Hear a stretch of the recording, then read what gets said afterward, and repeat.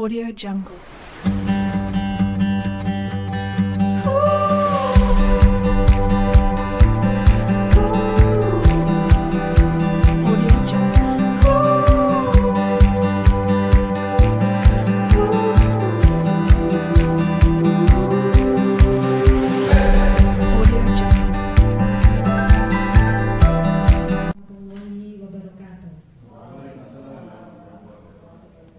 Yang terhormat Kepala Sekolah SD Negeri Gunungkal 01, yang kami hormati Bapak dan Ibu Guru SD Negeri Gunungkal 01, dan yang kami banggakan calon guru penggerak angkatan 10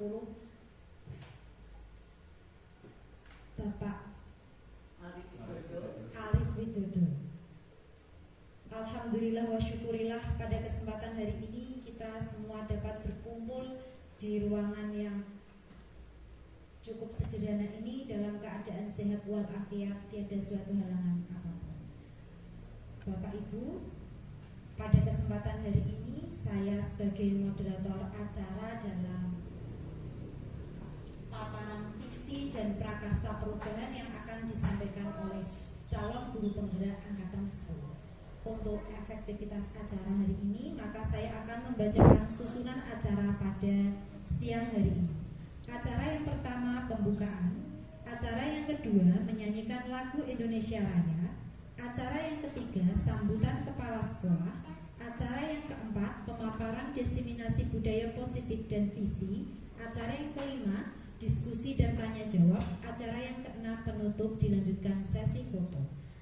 Acara pertama pembukaan, marilah kita buka bersama dengan bacaan basmalah. Acara yang kedua menyanyikan lagu Indonesia Raya. Bapak Ibu dimohon untuk berdiri.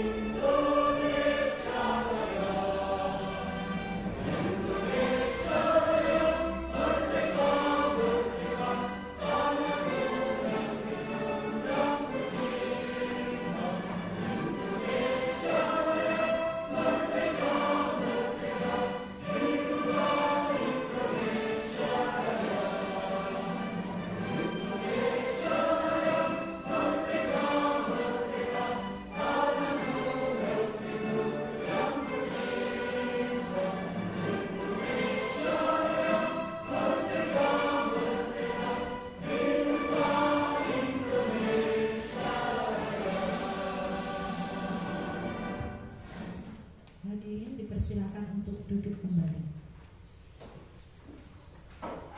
Dilanjutkan acara yang ketiga, sambutan Kepala Sekolah SD Negeri Gunungkal 01 kepada beliau Bapak Sarmidi SPD. Dipersilakan.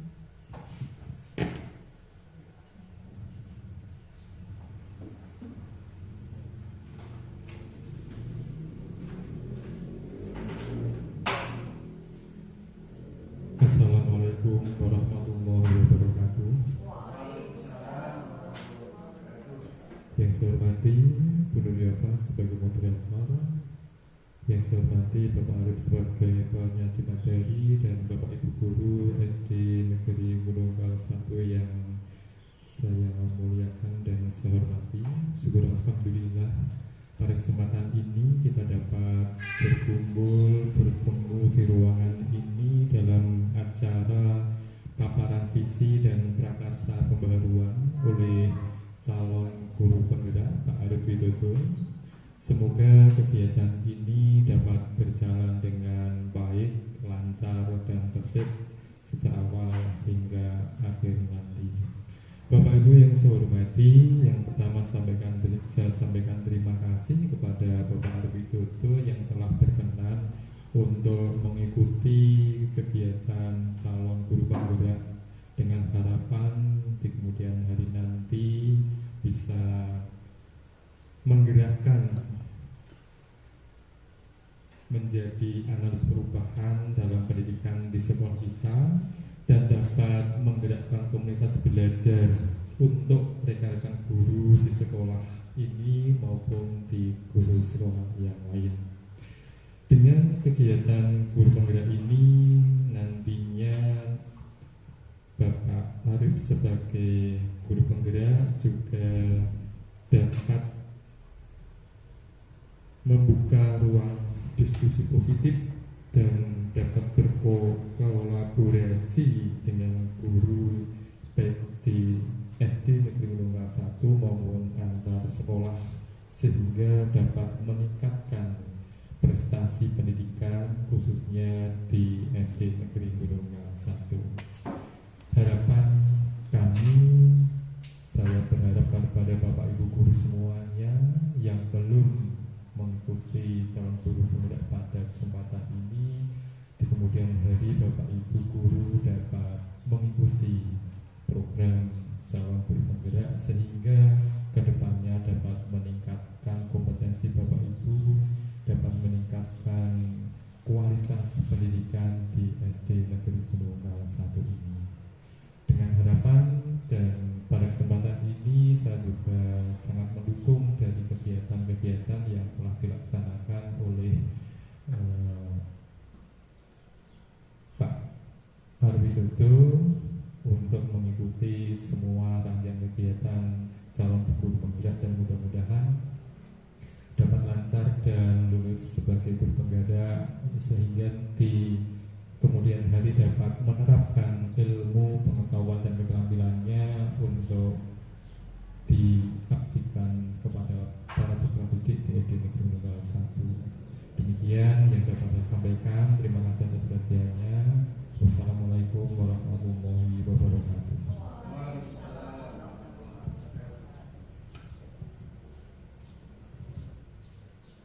Terima kasih. Dilanjutkan acara yang keempat, pemaparan visi prakarsa perubahan dan juga budaya positif. Bapak Ibu, sebelum saya serahkan kepada Pak Arief Widodo, ada pengantar diskusi dari saya bahwa Pak Arief Widodo ini adalah calon guru penggerak angkatan 10 yang saat ini sedang belajar sampai dengan modul 2.1. Di pendidikan guru penggerak itu ada 3 modul, di mana 3 paket modul, di mana 1 paketnya itu terdiri beberapa modul.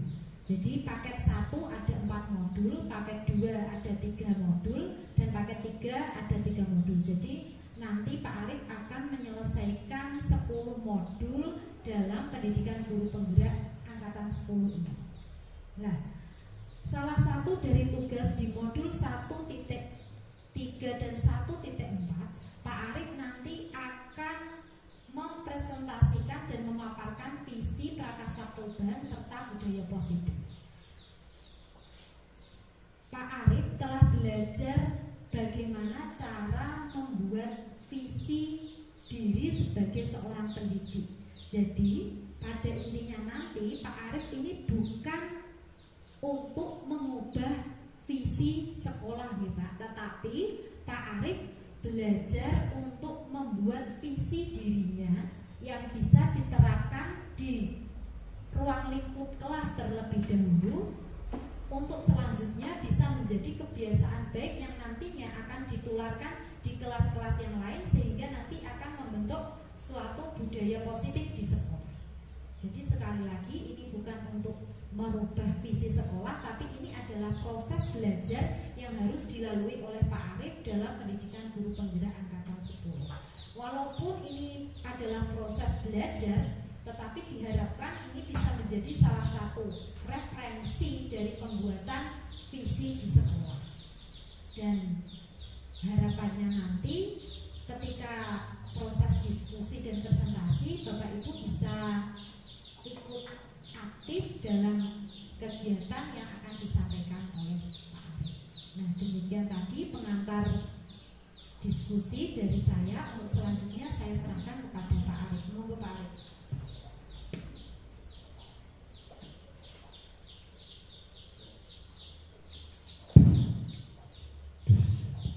Assalamualaikum warahmatullahi wabarakatuh. Yang saya hormati Bu Nurjapa, Bu Mentor Praktik, yang hormati Pak Samiti, selaku Kepala Sekolah, dan rekan-rekan Bapak Ibu Guru yang saya hormati semuanya. Alhamdulillah kita ucapkan puji syukur kepada Allah Subhanahu wa Ta'ala, yang mana pada pagi hari kita bisa berkumpul dalam keadaan sehat walafiat dalam rangka pemegang visi dan prakarsa perubahan. Nanti akan dilanjutkan dengan diseminasi untuk budaya positif. Selawat dan salam kita haturkan kepada Nabi Muhammad SAW yang kita nantikan sahabatnya di yaumul qiyamah. Baik Bapak Ibu Guru, untuk pemegang visi dan prakarsa perubahan, kegiatan ini untuk memenuhi tugas dari saya, yaitu calon guru penggerak angkatan 10 Kabupaten Pati. Kita mulai yang pertama, tujuan diskusi yaitu mendiskusikan cita-cita atau visi warga sekolah terhadap murid di masa yang akan datang. Jadi kira-kira kita sebagai guru, apa yang kita harapkan terhadap murid yang di masa datang itu kira-kira apa? Apa yang kita harapkan? Nah, jadi semua itu akan dirumuskan ke dalam suatu visi seperti itu. Nah, sebelum kita masuk ke pembahasan visi, ada visi dari E.S. Karno yang berjudul Aku Melihat Indonesia. Jikalau aku berdiri di pantai Riau, aku mendengar lautan Hindia bergelora membanding di pantai Riau itu. Aku mendengar lagu saja Indonesia. Jikalau aku melihat sawah-sawah yang menguning menghijau, aku tidak melihat lagi batang-batang padi yang menguning menghijau. Aku melihat Indonesia. Jikalau aku melihat gunung-gunung, Gunung Merapi, Gunung Semeru, Gunung Merbabu, Gunung Tangkuban Perahu, Gunung Kelebet, dan gunung-gunung yang lain, aku melihat Indonesia. Jikalau aku mendengar lagu-lagu yang merdu dari Batak, bukan lagi lagu Batak yang mendengarkan, aku mendengarkan Indonesia. Jikalau aku mendengarkan panggur Palaran, bukan lagi panggur Palaran yang kudengarkan, aku mendengar Indonesia. Jikalau aku mendengarkan lagu Olesya dari Maluku, bukan lagi aku mendengarkan lagu Olesya, aku mendengar Indonesia. Jikalau aku mendengarkan burung perkutut menyanyi di pohon ditiup angin yang sepoi-sepoi, bukan lagi aku mendengarkan burung perkutut, aku mendengarkan Indonesia. Jikalau aku menghirup udara ini, aku tidak lagi menghirup udara, aku menghirup Indonesia. Jikalau aku melihat wajah anak-anak di desa-desa dengan mata yang bersinar-sinar, Pak Merdeka, Pak Merdeka, Pak Merdeka, aku bukan lagi melihat mata manusia, aku melihat Indonesia. Nah, demikian visi Aku Melihat Indonesia karya Ina Soekarno. Nah, kita merumuskan visi misi. Di sini ada kalimat rungkang yang nanti Bapak Ibu bisa menuliskan di screenshot sini ya. Nanti kita tempel, terus ada 6, 1, 2, 3, 4, 5, 6. Saya bagi dulu.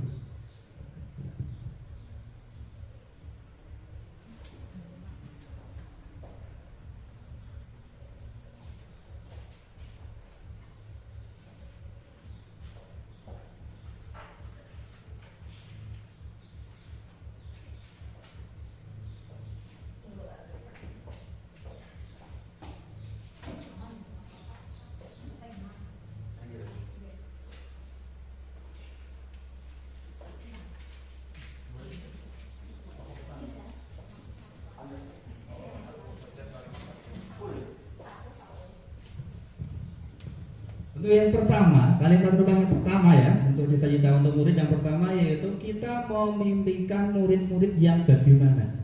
Silakan bisa ditulis di stiker note-nya untuk yang pertama. Dan yang kedua, kita percaya, jangan langsung boleh.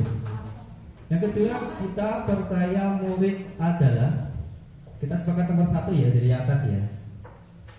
Ini nomor 1. Dikasih nomor tidak apa-apa.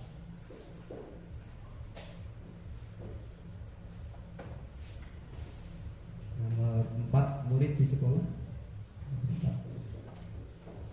Kita warga. Ini nomor 5. Nomor 1, kita memimpikan murid-murid yang bagaimana. Nomor 2, kita percaya murid adalah, kalimat rumah ketiga di sekolah kita mengutamakan. Yang keempat, murid di sekolah kita sadar betul bahwa. Yang kelima, kita warga di sekolah ini yakin untuk. Yang keenam, terakhir, kita dan warga sekolah ini paham bahwa. Nah, silakan. Nanti dari kalimat rumah itu, apa yang bisa kalian Bapak Ibu harapkan dari murid-murid kita untuk masa depan, atau bisa kita merumuskan dalam tujuan misi sekolah. Kalau sudah, boleh ditempel di depan sesuai dengan pertanyaannya masing-masing.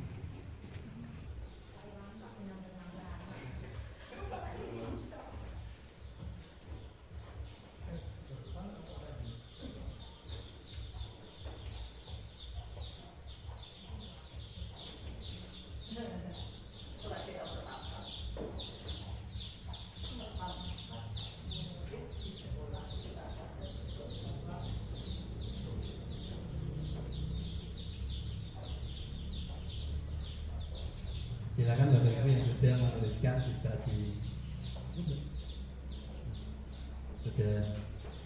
ditempel di depan.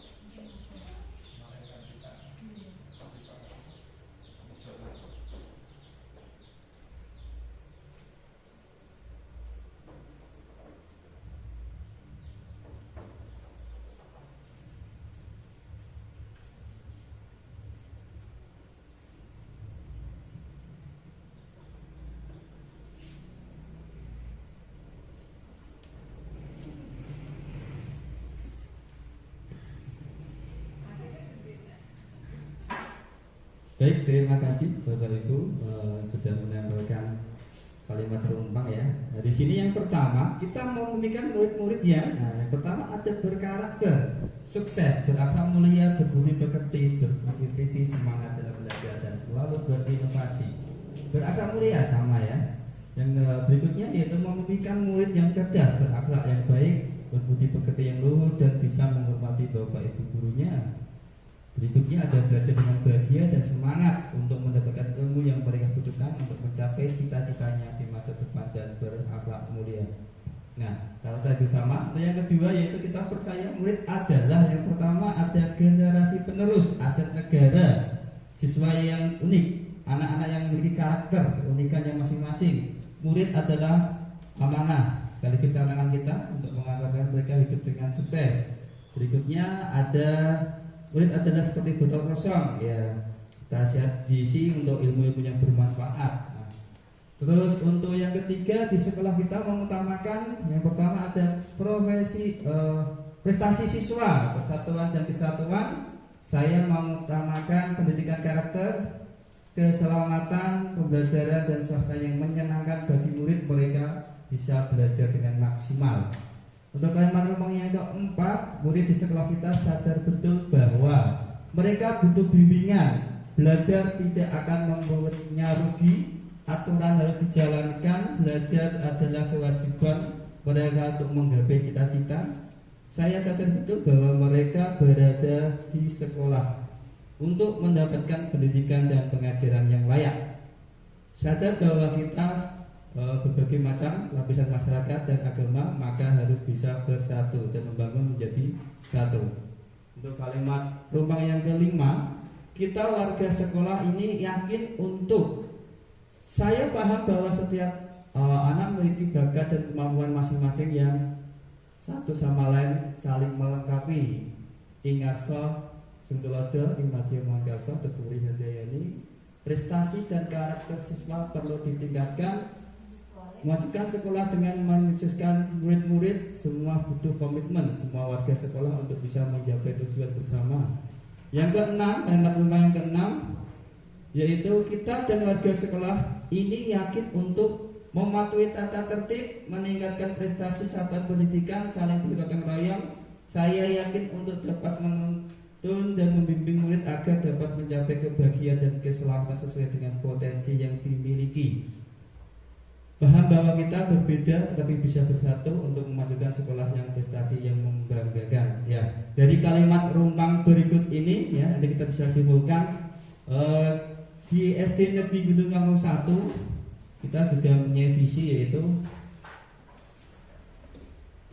terwujudnya sumber daya manusia yang beriman, berakhlak mulia, cerdas, terampil, berbudaya dan berbudi pekerti luhur. Nah, ini visi dari SD Negeri Gunung Langkung 1. Nah, kira-kira dari kalimat rumpang tadi untuk visi SD Negeri Gunung Langkung 1 ini, kira-kira apakah visi misi sekolah ini sudah selaras dengan cita-cita kita yang kita untuk murid dari yang Bapak Ibu tulis tadi semuanya? Yang kedua, adakah yang ingin disesuaikan atau ditambahkan dari visi sekolah kita? Jika iya, apa saja? Kira-kira bagaimana Bapak Ibu? Perlu ada yang ditambahkan ya untuk visi misi dari SD Negeri Gunung Langkung 1? Ada yang perlu ditambahkan atau bagaimana? Ya, terima kasih Bapak Ibu, kita sudah rubah visi kita ya sesuai dengan kalimat rumpang tadi, yaitu terwujudnya sumber daya manusia yang beriman, berakhlak mulia, cerdas, berprestasi, budaya dan berbudi pekerti luhur. Seperti itu ya, kita sudah sepakati ya. Selanjutnya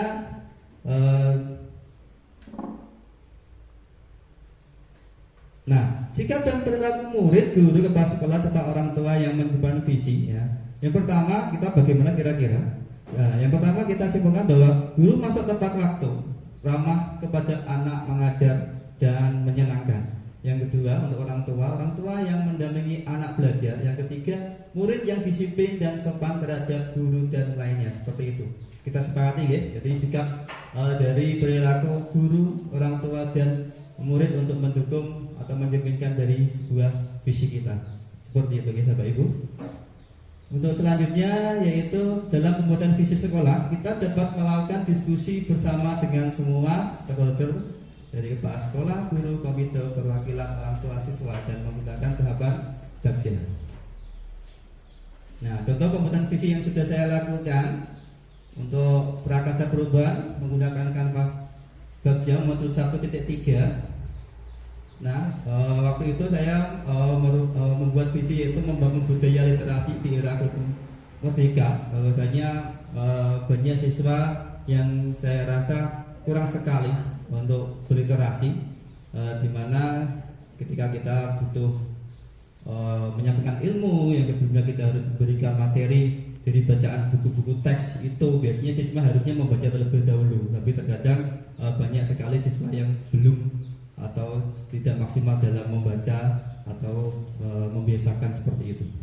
Nah, dalam pembuatan prakarsa perubahan, yaitu menggunakan tahapan kanvas Bagja sini. Yang pertama yaitu buat pertanyaan utama ya, ada pertanyaan dan tindakan apa yang harus kita lakukan untuk mengembangkan budaya literasi. Tindakannya yaitu mengajak kepala sekolah dan rekan guru bertukar pikiran mengenai budaya literasi.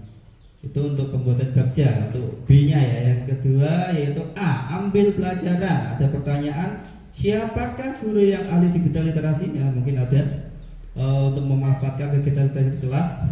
Yang berikutnya, bagaimana memilih media pembelajaran yang tepat untuk meningkatkan literasi?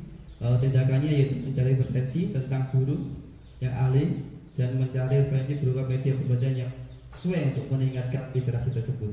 Untuk tahapan yang ketiga,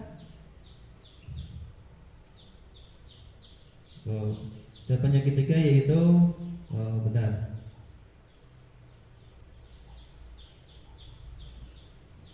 Maaf, untuk sinyalnya putus ya.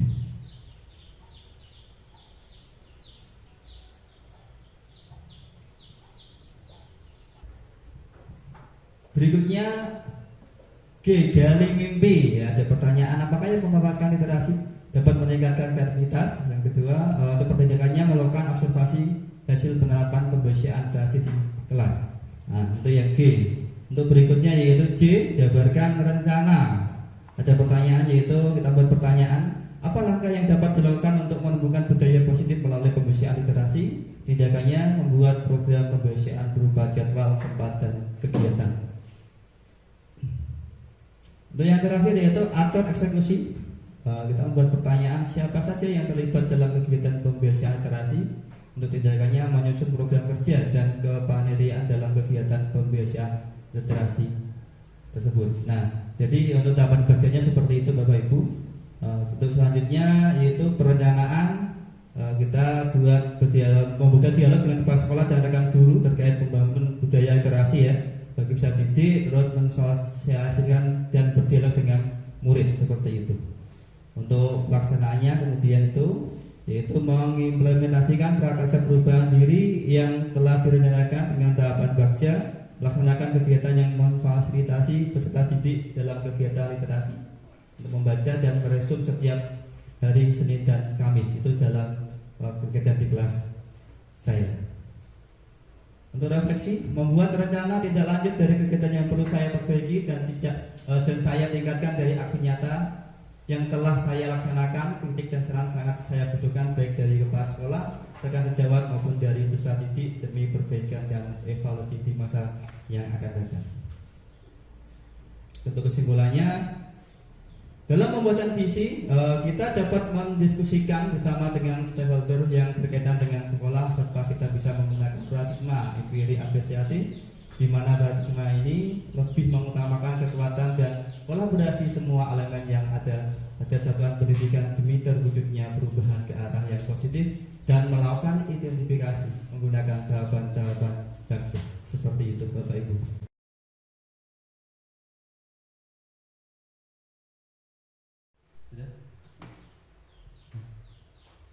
Assalamualaikum warahmatullahi wabarakatuh. Baik Bapak Ibu, kita di sini aksi nyata motu 1 dan 4 budaya positif, yaitu penyebaran pemahaman dan pengalaman penerapan budaya positif ya, diseminasi. Yaitu saya sendiri Arif Widodo, SD Negeri Bunda 01, yaitu CGB angkatan 10 untuk memenuhi tugas dari modul 1.4 seperti itu. Okay.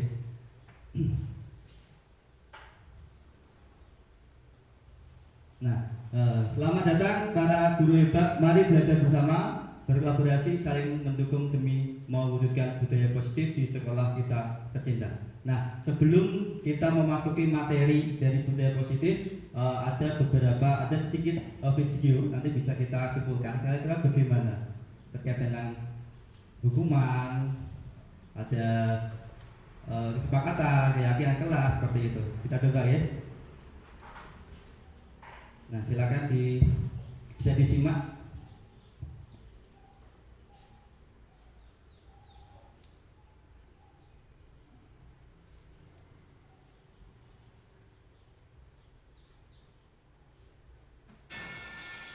Ibu sudah pernah bilang kan sama kalian semua, kalau ibu sengaja mengambil jam pertama untuk mata pelajarannya ibu, untuk melatih kalian disiplin. Kalian tahu kan peraturannya ibu? Kalau ibu tidak akan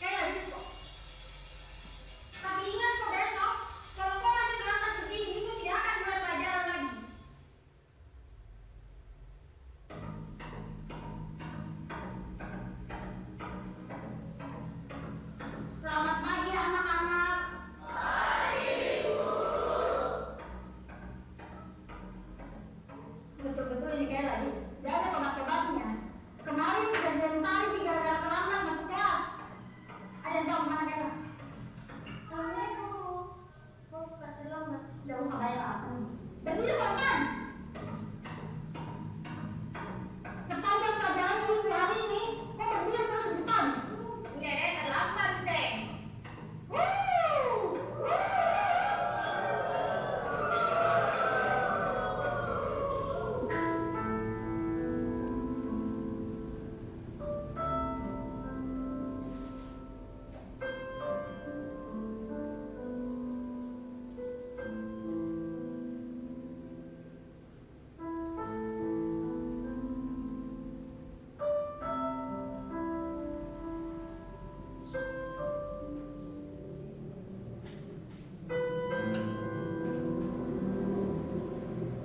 Sudah 1 jam lebih nih Kaila tidak datang. Kira-kira ada yang tahu kemana Kaila? Mungkin hari ini tidak masuk Ibu, karena takut tidak kasih surat ke orang tuanya.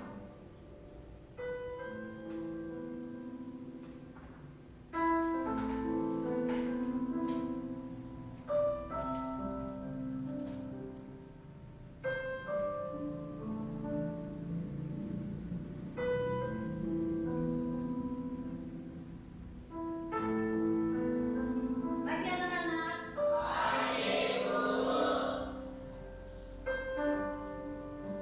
Masuk kok Kaila. Udah terlambat kok lagi. Kaila ke depan kok. Kenapa? Berdiri kok situ. Hari ini saya kan udah terlambat tuh, udah tenang setelah dulu. Kok nggak masuk kok kemana? Sekarang jelaskan kok pada kita semua di sini kenapa kok selalu terlambat dari malam kemarin kok nggak masuk? Kaila, jelaskan kok.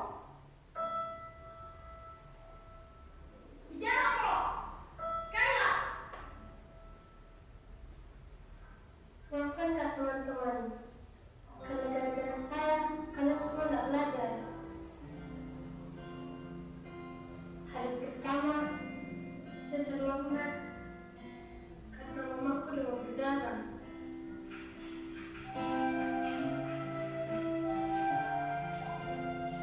Harus diantar ke rumah sakit sebelum saya sekolah.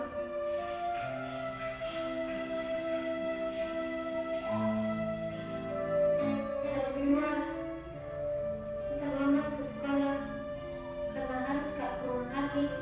Setelah makan dulu mamaku, baru saya ke sekolah. Hari ketiga kemarin, saya tidak masuk sekolah.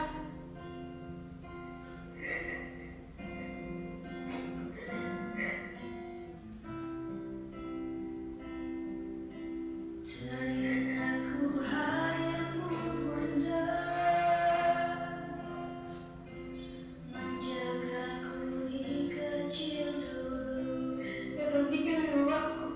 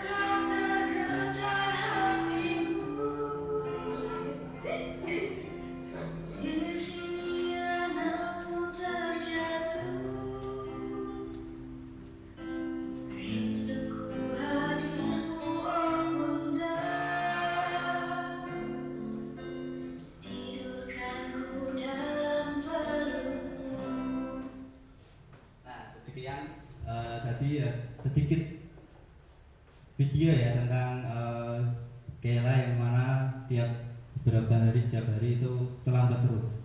Nah, guru memberikannya hukuman.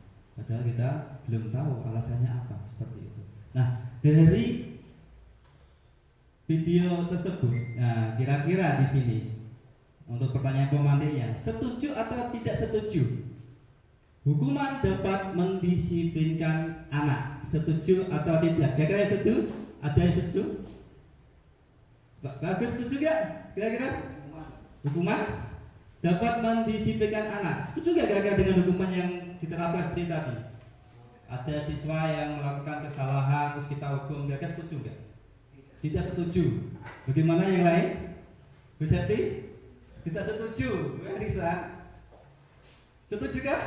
Tidak setuju. Oke, yang pertama banyak yang tidak setuju ya untuk hukuman ya. Yang kedua, pemberian hukuman dengan hal positif seperti membaca atau membersihkan halaman sekolah dapat meningkatkan disiplin anak. Terkadang ada siswa yang katakanlah tidak mengerjakan PR atau apa, kita hukum dengan membersihkan halaman atau menyapu seperti itu. Itu kan hukuman yang hal positif ya, bersifat positif ya. Nah seperti itu. Kakak setuju tidak? Setuju? Bu Kos, bagaimana? Setuju ya, setuju. Bu Erisa, setuju? Hukuman yang positif, setuju? Bisa ya, bagus ya? Bisa. Yang ketiga, memberi penghargaan dapat meningkatkan motivasi belajar anak. Sangat setuju. Tapi penghargaan terus-menerus apakah bisa dilakukan jangka panjang? Mungkin nanti kita bisa lihat untuk kita biar bahas. Ya.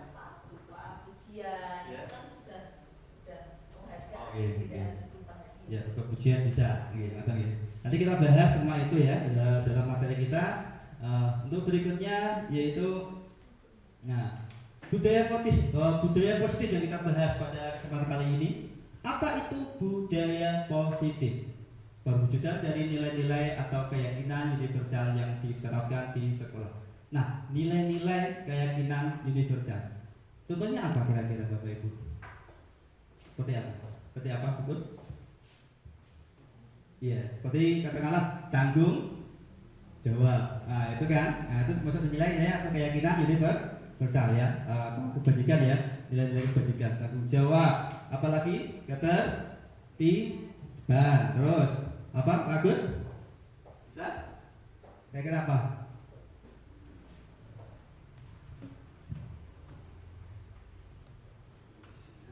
Kedisiplinan bisa, oke. Banyak ya, kedisiplinan, kebersihan dan sebagainya ya, banyak. Nah, itulah nilai-nilai atau keyakinan universal yang bisa diterapkan di sekolah kita. Ya, di sekolah nanti masuknya ke budaya positif. Nah, konsep utama modul budaya positif, nah di sini ada 6. Yang pertama yaitu disiplin positif. Yang kedua yaitu motivasi perilaku manusia. Yang ketiga keyakinan kelas. Yang keempat posisi kontrol restitusi. Yang kelima kebutuhan dasar manusia. Dan yang terakhir segitiga restitusi. Mungkin dari ke-6 ini ada hal yang baru bagi Bapak Ibu. Bukan ada yang baru? Restitusi ya. Segitiga restitusi. Ya, itu segitiga restitusi ya. Memang itu mungkin kebanyakan guru belum menerapkan seperti itu ya. Jadi termasuk hal yang baru. Nanti kita bahas bersama-sama. Untuk yang pertama yaitu tentang disiplin positif. Nah, sebelumnya di sini ada paradigma dengan pembelajaran dengan paradigma baru ya. Pembelajaran dengan paradigma baru dirancang berdasarkan prinsip pembelajaran yang terdiferensiasi sehingga setiap siswa belajar sesuai dengan kebutuhan dari tahap perkembangannya untuk mewujudkan profil pelajar Pancasila. Nah, jadi ada paradigma baru yang nantinya di sini masuk ke teori kontrol ya. Kita bahas lebih lanjutnya. Nah, sekarang sebelumnya ada sedikit kegiatan. Nah, Anda dan teman Anda akan melakukan kegiatan coba lakukan. Nah, misalkan tugas Anda adalah mengepalkan salah satu tangan Anda. Coba Anda bayangkan bahwa tangan Anda ini menyimpan sesuatu yang sangat berharga sekali. Ya, bila perlu kalian genggam sangat erat-erat sekali. Jangan sampai orang lain tahu dan jangan sampai orang lain itu mengambilnya dari Anda. Nah, terus tugas rekan Anda yaitu mencoba dengan segala cara untuk membuka kepala tangan Anda. Teman Anda boleh membujuk, menghardik, menggoda, bahkan menawari Anda dengan uang agar Anda bersedia membuka kepala tangan Anda. Bisa kita coba praktekkan ya, Bukus sama Benisa. Bukus mengepalkan tangan. Silakan. Silakan. Kamu yang membujuk. Membujuk, bujuk sebagaimana ancal atau dibujuk. Kasih uang seberapa apapun supaya Bukus ini mau membuka tangannya. Bukus dibuka dong tangannya. Nggak bisa. Kalau nggak dibuka, saya kritikin loh Bu. Nggak apa-apa. Lagi usahanya diperkuat lagi. Tawari dengan apa? Mau tak kasih sama jajan Bu? Apa susu?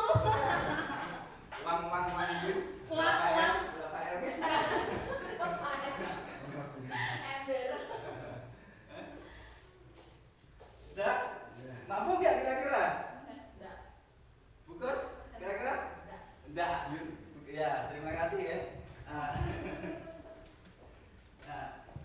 Jadi Bu Elisa mencoba dengan sekuat tenaga atau cara apapun membujuk sampai menggelitik, mau dikasih makanan atau mungkin mau disogok dengan uang berapa miliar, tapi tetap Bukus tidak mau membuka tangannya. Nah, jadi di sini teorinya mengontrol siapa, diri kita sendiri atau orang lain, nanti kita bahas ya, maksudnya ke teori kontrol. Jadi disiplin, positif disiplin sebenarnya itu kan kalau kita mendengar disiplin mesti ada peraturan seperti itu gitu.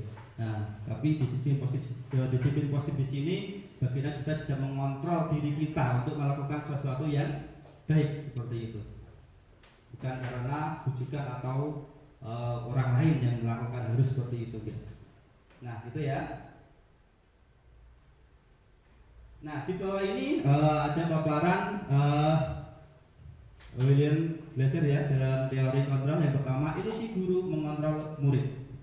Yang kedua, ilusi bahwa semua penguatan positif, efektif dan bermanfaat. Yang ketiga, ilusi bahwa kritik dan membuat orang merasa bersalah dapat menguatkan karakter.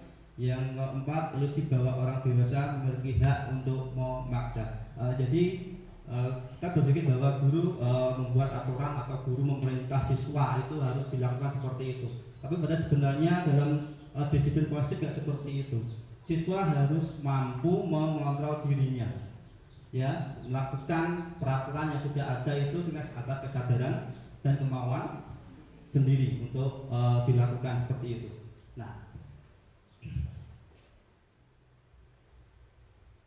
Nah, bagaimana seseorang bisa merubah dari paradigma stimulus respon pada pendekatan kontrol? Nah, di sini ada stimulus respon tentang dunia, yang sebelah kanan teori kontrol tentang dunia. Nah, di sini ada perbedaan. Yang pertama, kalau stimulus respon di situ realitas kebutuhan kita sama ya, tapi kalau teori kontrol itu kebutuhan kita itu sebenarnya berbeda. Yang kedua, semua orang melihat hal yang sama. Untuk teori kontrolnya setiap orang memiliki gambaran yang berbeda. Yang ketiga, kita mencoba mengubah orang agar berpandangan sama dengan kita. Nah, untuk teori kontrolnya kita berusaha memahami pandangan orang lain tentang dunia. Berikutnya, perilaku buruk dilihat sebagai suatu kesalahan. Untuk teori kontrol semua perilaku memiliki tujuan. Jadi siswa pun melakukan apa sebenarnya juga sudah punya tujuan masing-masing seperti itu. Untuk berikutnya, orang lain bisa mengontrol saya, tapi untuk teori kontrol hanya Anda yang bisa mengontrol diri Anda seperti tadi. Bujuk apapun juga belum tentu bisa. Nah, seperti itu. Terus saya bisa mengontrol orang lain. Untuk teori kontrolnya Anda tidak bisa mengontrol orang lain. Pemaksaan ada pada saat bujukan gagal. Untuk teori kontrolnya kolaborasi dan konsensus menciptakan pilihan-pilihan baru. Yang terakhir, model berpikir menang atau kalah. Tapi untuk teori kontrolnya model berpikir menang-menang. Jadi di sini tidak ada yang salah, semuanya menang-menang seperti itu. Nah, disiplin positif. Nah, ini dalam budaya kita, makna kata disiplin dimaknai menjadi sesuatu yang dilakukan seseorang pada orang lain untuk mendapatkan kepatuhan. Kita cenderung menghubungkan kata disiplin dengan ketidaknyamanan. Biasanya kalau kata disiplin, mesti pikiran kita peraturan, ya kan, galak, dihukum, nek ora disiplin mesti dihukum. Wah, ora pakai apa katakanlah dihukum seperti itu. Nah, itu. Nah, sebagai pendidik tujuan kita adalah menciptakan anak-anak yang memiliki disiplin diri sehingga mereka bisa berperilaku dengan mengacu pada nilai-nilai kebajikan universal dan memiliki motivasi intrinsik bukan ekstrinsik. Jadi tujuannya kita bagaimana siswa itu melakukan disiplin positif itu melakukan dengan kontrol atas dirinya sendiri. Jadi melakukan atas kesadaran masing-masing siswa seperti itu. Nah, jadi disiplin positif merupakan salah satu cara penerapan disiplin yang bertujuan untuk menumbuhkan kesadaran serta memberdayakan anak untuk melakukan sesuatu tanpa sogokan, ancaman maupun hukuman, melainkan yaitu melakukan atas kesadaran atau kontrol terhadap dirinya sendiri. Jadi seperti itu. Itulah disiplin positif ya, Bapak Ibu ya. Nah, sekarang motivasi perilaku manusia. Motivasi dorongan yang timbul pada diri seseorang secara sadar atau tidak sadar untuk melakukan suatu tindakan dengan tujuan tertentu, menghindari ketidaknyamanan dan hukuman. Misalkan murid melakukan disiplin diri karena ia takut dihukum. Ini merupakan motivasi ekstrinsik. Jadi siswa memang ya namanya aturan kan cenderung kadang siswa takut wah terlambat sekolah mesti ikut dihukum pelaku kata seperti itu. Nah, jadi ada motivasi ekstrinsik, ada hukuman, itu dimarahi seperti itu.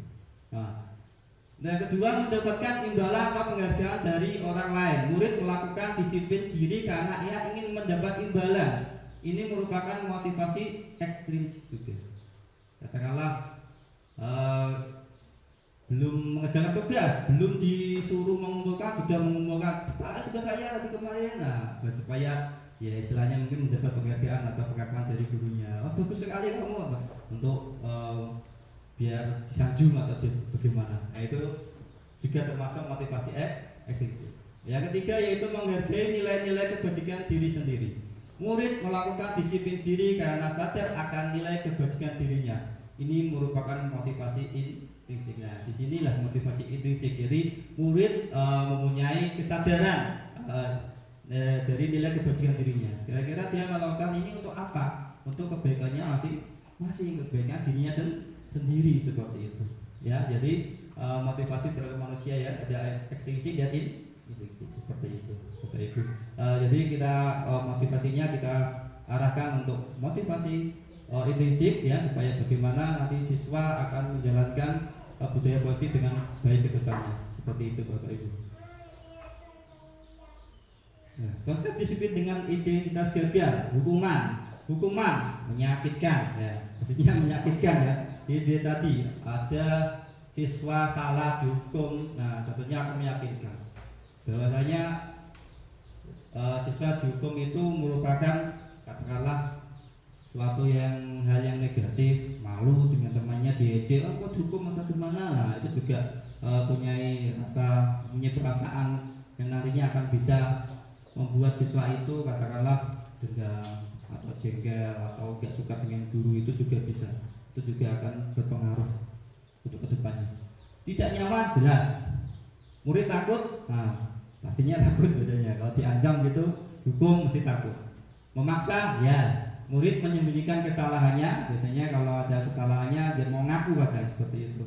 Murid menjadi rendah diri. Untuk penghargaan tidak efektif, merusak hubungan, sifat iri, mematikan kreativitas, menghukum dengan sistem ranking, merampas hak menghargai dirinya. Nah, dihukum dengan penghargaan kalau jangka pendek mungkin bisa gitu. Kalau jangka panjang itu ya di penghargaan kasih apa? Biasanya kalau nggak dikasih apa, apakah bisa seperti itu lagi? Bisa jadi malah tidak seperti itu. Mau kalau dikasih, nah itu juga bisa jadi malah negatif seperti itu.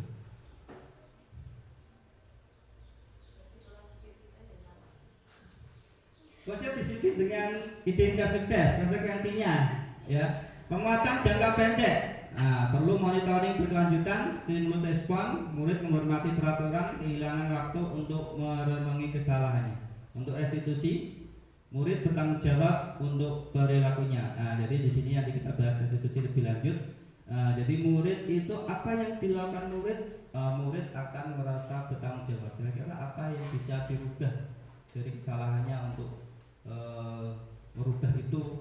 Kira-kira bagaimana? Apa yang saya lakukan seperti itu? Murid bisa berpikir seperti itu. Fokus pada pemecahan masalah jangka panjang. Murid menghormati dirinya dan orang lain. Teori kontrol dan murid bersemangat.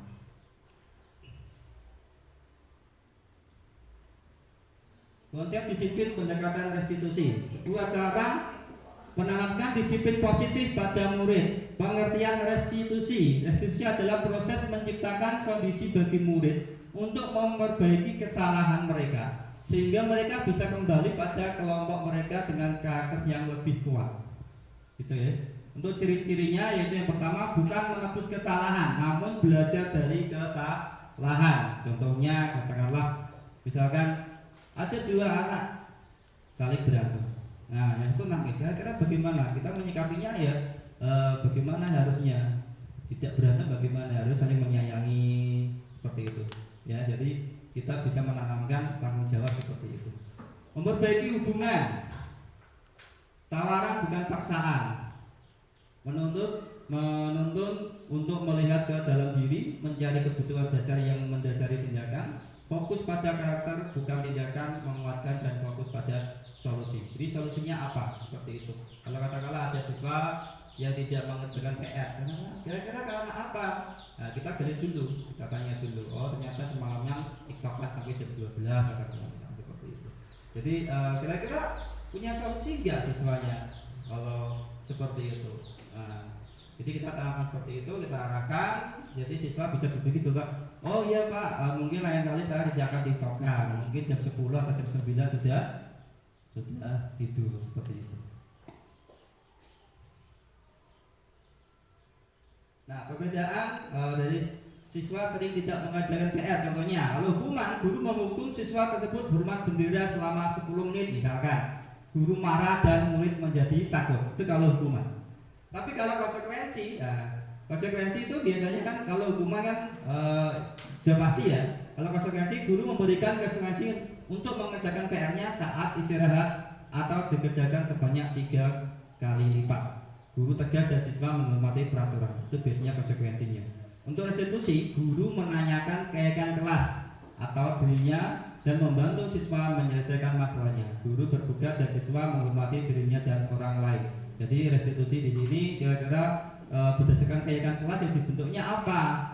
Ya, jadi kalau konsekuensi biasanya kan peraturan yang dibuat dari guru atau sekolah ya untuk dilakukan, siswa tidak dilibatkan. Tapi kalau restitusi ya nanti kalau keyakinannya ada keyakinan kelas, ya keyakinan kelas itu siswa dilibatkan dalam membentukkan keyakinan tersebut atau kesepakatan tersebut seperti itu. Nah, keyakinan kelas yang kedua. Nah, mengapa keyakinan kelas? Mengapa tidak peraturan kelas saja? Kalau peraturan biasanya kan kita setiap sekolah punya peraturan, jadi tidak dilibatkan atau tidak melibatkan siswa. Jadi seperti saya sampaikan ke siswa, kalau kita berkendara menggunakan helm itu kan peraturan, ya Pak. Tapi apakah kalian membuatnya? Tidak, itu peraturan dari kepolisian memang tidak berkendara menggunakan helm. Tapi kalau keyakinan kelas di sini kan kita harus bersepakat dengan siswa. Nah, mengapa kita memiliki peraturan tentang menggunakan helm ya? Seperti itu tadi sudah. Mengapa kita memiliki peraturan tentang menggunakan masker dan mencuci tangan setiap saat? Itu juga. Nah, itu juga peraturan seperti itu. Keyakinan kelas dibuat berdasarkan kesepakatan antara guru dan siswa bersifat universal. Peraturan biasanya dibuat oleh guru bersifat satu arah. Jadi kalau keyakinan itu melibatkan antara guru dan siswa. Tapi kalau peraturan dibuat hanya satu arah seperti tadi menggunakan helm ya, jadi kepolisian yang membuatnya. Terus peraturan ya gurunya yang membuat peraturan tanpa melibatkan siswa seperti itu. Nah, untuk prosedurnya membutuhkan prosedur. Nah, yang pertama mempersilahkan warga sekolah atau sekolah untuk mencurahkan ide. Jadi siswa diberi arahan apa itu keyakinan kelas, terus disuruh membuat memunculkan ide-idenya, disuruh menulis di stiker seperti ini. Kita tampung dulu, kita suruh menempelkan di depan. Setelah itu kita mengganti kalimat negatif menjadi kalimat positif. Nah, setelah itu tinjau kembali curahan pendapat yang terkumpul dan susun menjadi keyakinan kelas. Tinjau ulang keyakinan kelas yang sudah tersusun. Setelah itu menyetujui dan menandatangani setiap siswa. Keyakinan kelas ditempel di dinding kelas. Nah, kemarin sudah saya praktekkan di kelas saya untuk membuat keyakinan kelas. Nah, ini sedikit dokumentasi, yaitu kalau ada videonya nanti ada cukup panjang juga, hampir setengah jam gitu. Nah, di sini yang pertama, guru bersama siswa membuat keyakinan kelas. Jadi siswa diberi kesempatan untuk mengutarakan apa ide-idenya, ya, bercurah gitu ya. Terus kalau sudah merumuskan kalimat itu merumuskan menjadi peraturan. Jadi merumuskan peraturan menjadi keyakinan. Jadi seperti ini. Nah, sebelum ini kita harus menempel dulu. Kita rangkum dari setiap siswa apa ide-ide yang ada pada setiap siswa. Kita tempel di papan tulis di depan. Nah, terus kita lihat semuanya dan kita sepakati dengan siswa. Kita rubah kalimat negatif menjadi kalimat positif seperti tidak boleh terlambat, itu kan kalimat negatif, kita rubah menjadi positif ya, bila bersekolah tepat waktu seperti itu kalimat positifnya. Nah, kita rubah seperti itu, kemudian kita sepakati dengan siswa apa yang menjadi keyakinan atau kesepakatan kita. Kalau sudah, kita tanda tangani semuanya, kemudian kita tempel di dinding kelas untuk dilaksanakan semua siswa. 5 posisi kontrol restitusi. Yang pertama yaitu penghukum. Yang kedua, membuat merasa bersalah. Yang ketiga, teman. Yang keempat, pemantau. Yang kelima, manajer. Kira-kira yang sering Bapak Ibu lakukan yang mana? Penghukum. Bagus? Penghukum. Penghukum pada teman. Bagus. Sama penghukum. Nah, karena masih ada penghukum, Mbak Septi, Bu Septi. Teman ya. Bu Anissa, teman ya. Penghukum juga. Nah, masih sering pakai penghukum ya. Nah, iya. Tadi padahal tadi sudah ada tadi video tadi bagaimana menghukum, bagaimana dampaknya ketika murid dihukum, bisa menjadi ya tidak respect dengan kita atau membenci atau punya rasa dendam, bagaimana itu juga perlu kita pahami atau kita waspadai juga seperti itu. Nanti membentuk karakter yang bagaimana nantinya gitu. Nah, dari kelima kontrol ini ya, silakan dicoba dilihat, diamati.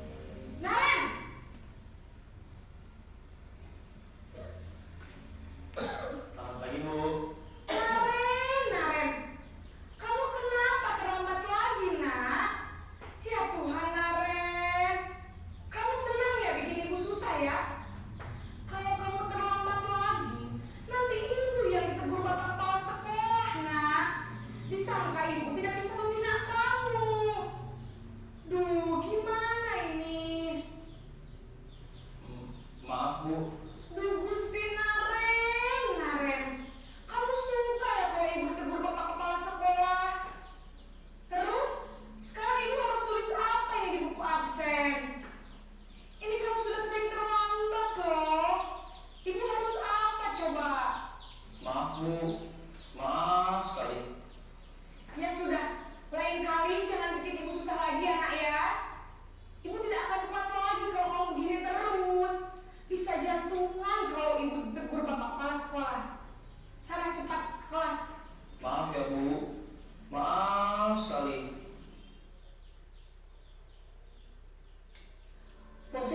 membuat rasa bersalah berbicara dengan nada tenang.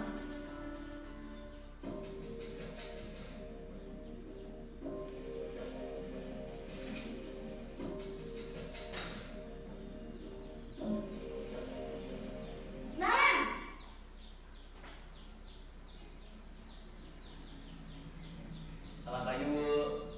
Wah, sudah jam berapa ini, Nak?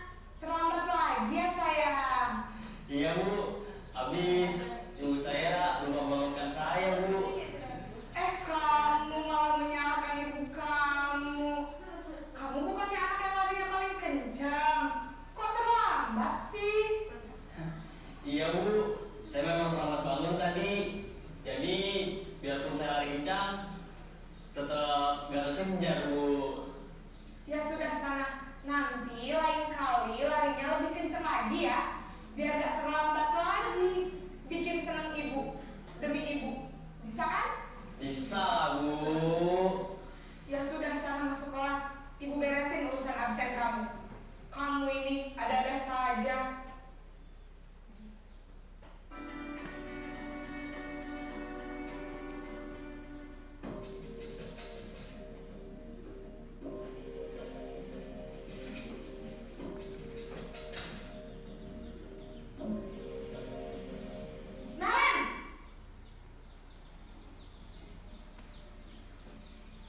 Selamat pagi, Bu. Naren, apa peraturan sekolah kita tentang jam berapa kita harus masuk sekolah, Nak? Kita harus di sekolah jam 7, Bu. Iya betul, sekarang sudah jam 7.20. Naren sudah tahu konsekuensinya jika terlambat hadir. Paham, Bu. Saya harus tinggal kelas pas jam istirahat selama 20 menit. Iya benar, konsekuensinya demikian. Jadi nanti jam 9.30 pas istirahat, kamu harus tinggal di kelas, kerjakan tugas tambahan untuk ketertinggalan kamu, ya? Baik, Bu.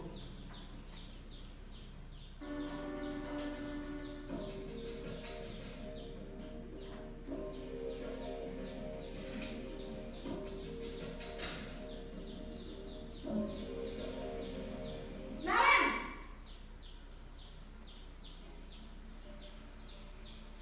Selamat pagi, Bu. Selamat pagi, Naren. Maaf, Bu.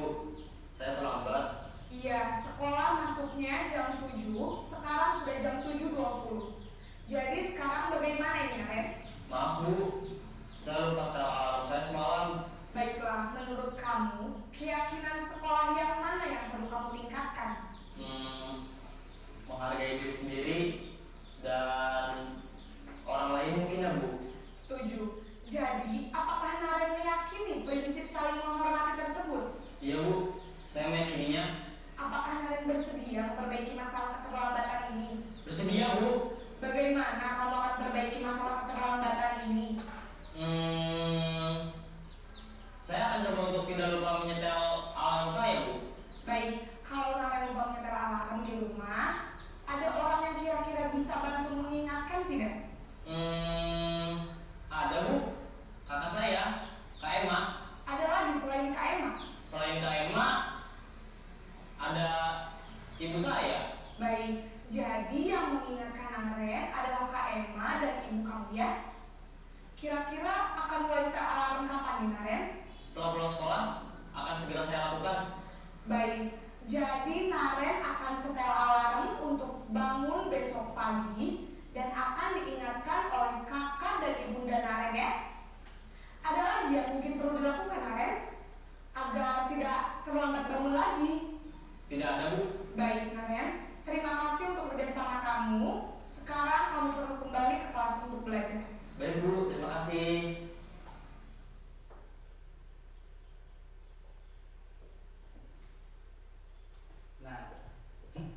Nah, dari 5 posisi kontrol tadi, kira-kira yang setuju atau sering Bapak Ibu lakukan yang apa? Menghukumkah? Teman? Merasa bersalah, membuat merasa bersalah? Memonitor atau manajer? Bugos? Kalau yang sering ya kadang Menghukum, ya. Teman. Yang perlu dicoba itu yang manajer. Manajer, iya.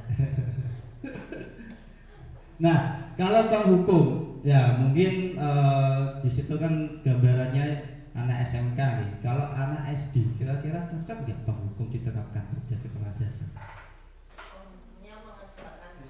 Nah, berarti dengan hal yang positif berarti ya.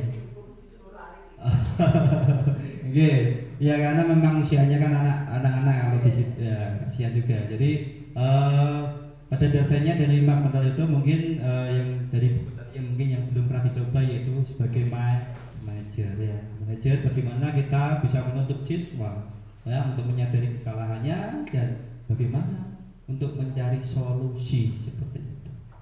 Nah, paham ya Bapak Ibu ya? Untuk 5 posisi kontrol. Nah, untuk contoh penerapan 5 posisi kontrol. Nah, jadi contoh kasusnya ya, siswa terlambat datang ke sekolah untuk penghukum. Patuhi aturan sekolah lalu berdiri di depan kelas. Nah, itu penghukum. Jadi kalau guru penghukum mesti dia akan menghukum seperti itu, apapun hukumannya. Nah, untuk yang membuat rasa bersalah. Nah, ini kalimatnya seperti contohnya, berapa kali Bu Guru harus memberitahu kamu? Bu Guru kecewa sama kamu. Nah, jadi nadanya berbeda ya, seperti itu. Untuk yang teman, ayolah yang tertib buat Bu Guru bangga. Kali ini tidak apa-apa, kamu salah. Jadi kita mengajak sebagai teman bagaimana siswa bisa menyadari seperti itu. Pemantau lebih mengingatkan peraturan ya. Jadi kamu sudah melanggar, apa peraturan dan konsekuensinya? Peraturan atau yang sudah kita buat, siswa pasti akan tahu seperti itu kesalahannya. Nah, yang terakhir yaitu manajer. Apakah kamu tahu kesalahan kamu? Nah, jadi siswa ini kira-kira berpikir sendiri apa tuh kesalahannya, keyakinan kelas atau sekolah apa yang sudah dilanggarnya atau disepakatinya itu tidak dilaksanakan ya. Nah, jadi kira-kira bagaimana kamu memperbaiki kesalahan ini? Jadi selain itu siswa diminta dengan arahan guru yaitu diminta untuk mencari solusi untuk kedepannya supaya tidak terlambat lagi seperti itu. Seperti tadi menyetel alarm atau ibu atau kakaknya untuk memberitahu kalau sudah siang seperti itu.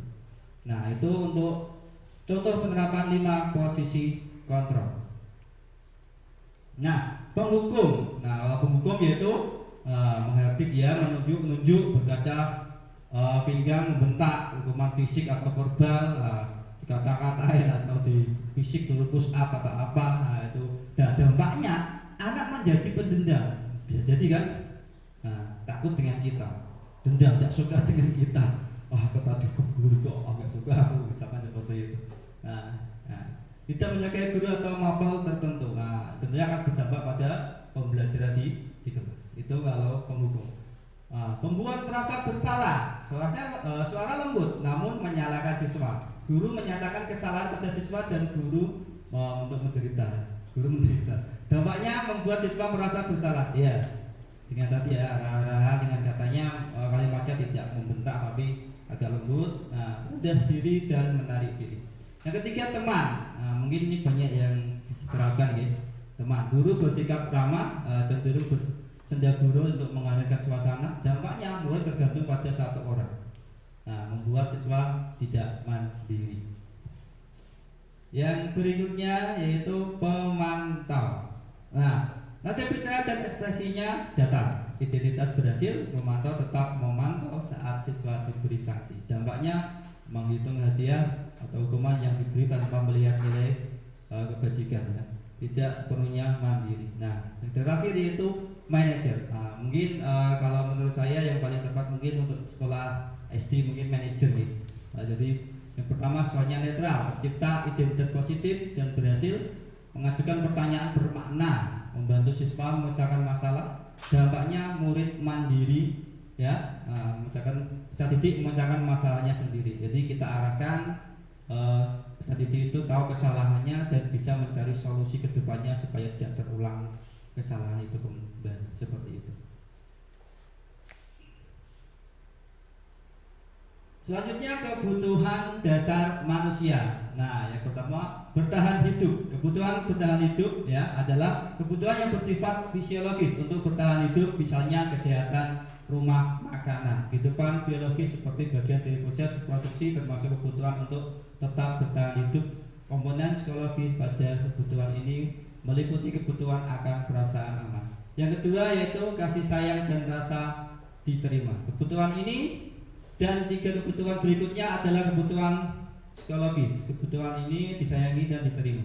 Yang ketiga yaitu penguasaan. Kebutuhan ini bersifat berhubungan dengan kekuatan untuk mencapai sesuatu, menjadi kompeten, menjadi terampil, diakui atas prestasi dan keterampilan kita, didengarkan dan memiliki rasa harga diri. Yang keempat, kebebasan. Kebutuhan untuk bebas adalah kebutuhan akan kemandirian, otonomi, memiliki pilihan dan mampu mengendalikan arah hidup seseorang. Anak-anak dengan kebutuhan kebebasan yang tinggi menginginkan pilihan. Mereka perlu banyak bergerak, suka mencoba-coba, tidak terlalu berpengaruh ke orang lain, dan senang mencoba hal baru. Nah, terakhir yaitu kesenangan. Kebutuhan akan kesenangan adalah kebutuhan untuk mencari kesenangan bermain dan tertawa. Nah, kadang siswa itu tidak mau mengerjakan tugas. Kadang kita beri tugas, tidak dikerjakan. Kenapa kok tidak dikerjakan?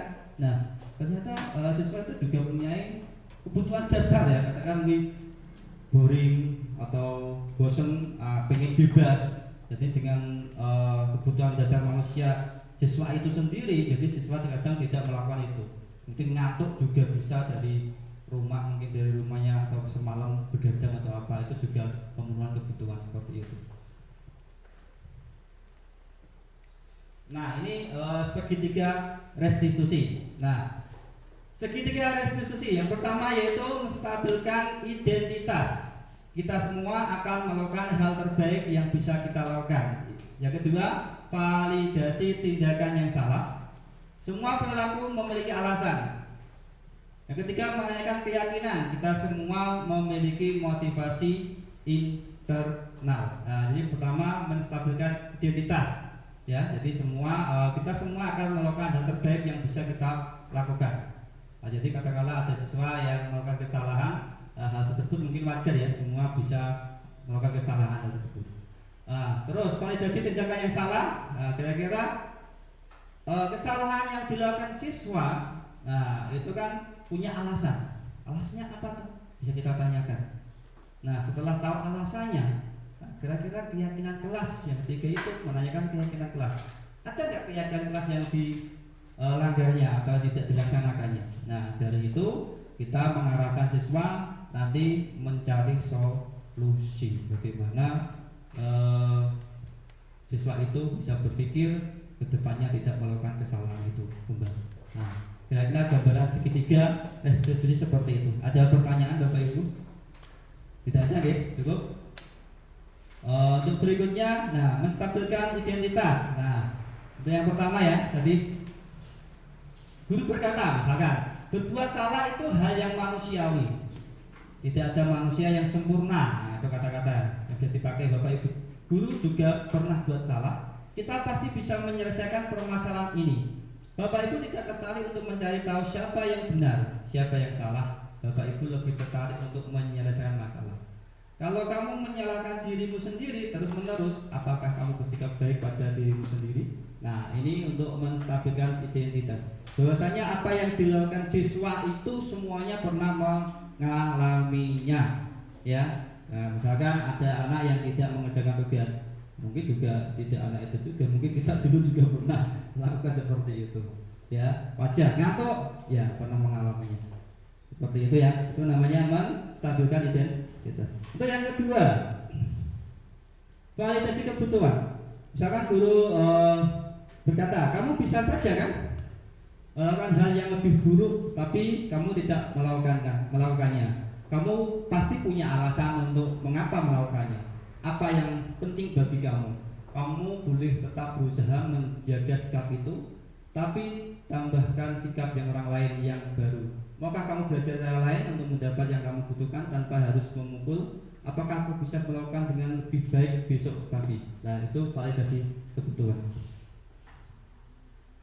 Menanyakan keyakinan. Nah, guru berkata, apa nilai yang kita percaya di kelas atau sekolah kita? Nilainya universal apa yang telah kita sepakati? Kelas yang ideal itu seperti apa sih? Kamu ingin jadi anak seperti apa?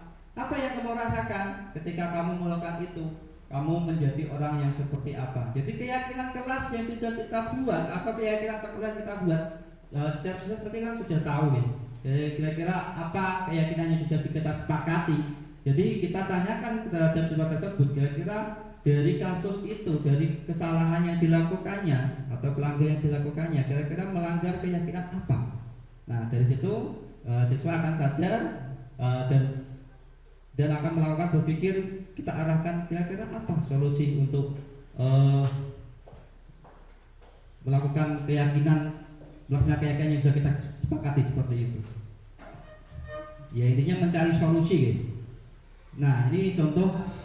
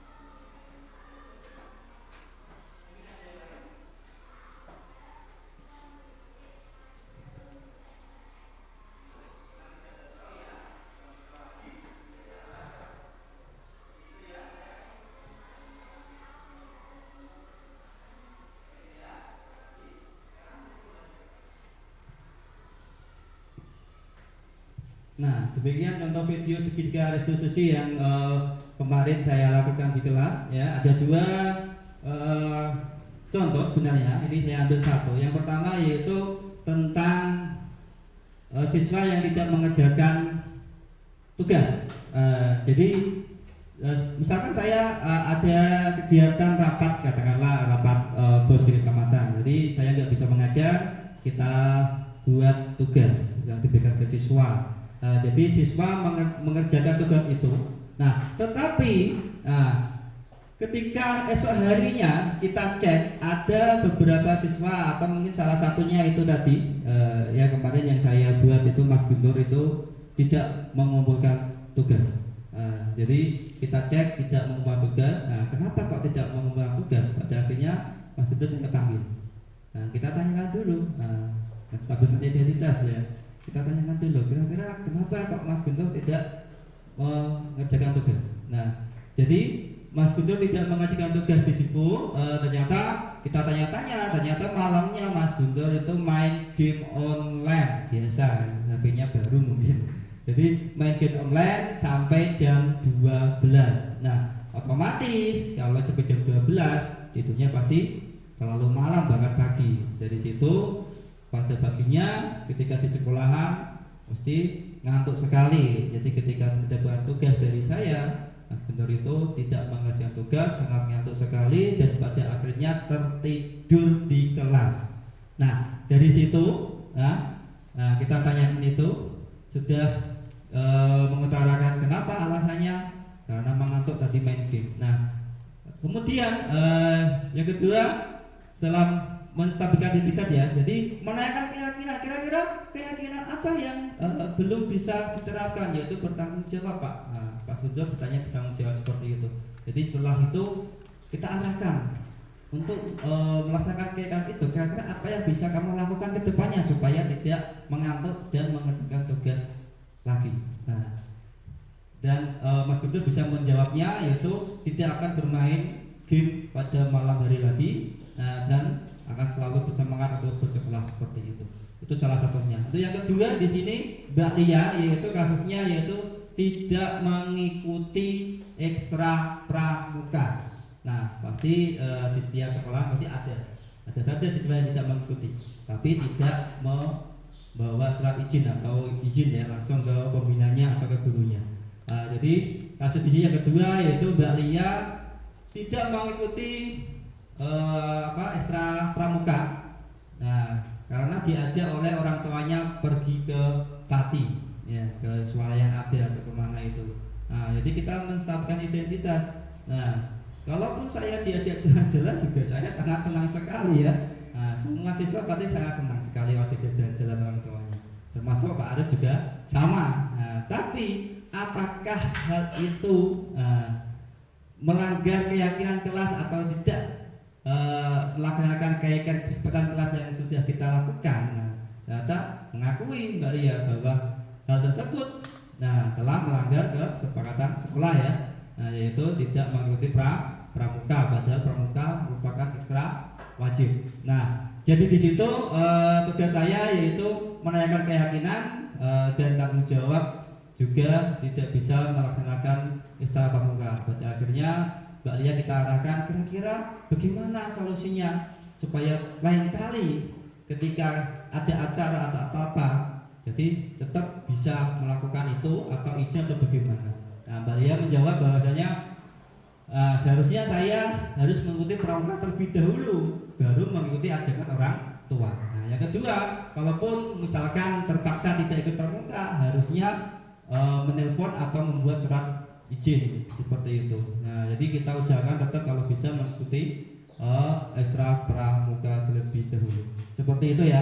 Nah, itu tahapan dari segitiga restitusi. Jadi untuk memecahkan masalah siswa diarahkan untuk bagaimana bisa mencari solusi bagi mereka sendiri. Seperti itu. Paham Pak Lungi? Ada pertanyaan kira-kira? Agus? Cukup ya, lanjut ya. Nah, itu ya. Nah, ini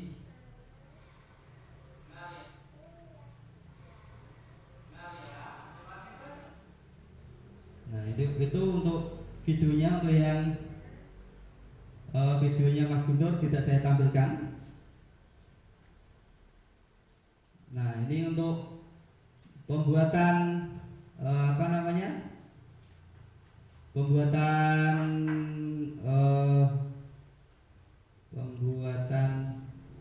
keyakinan kelas ya.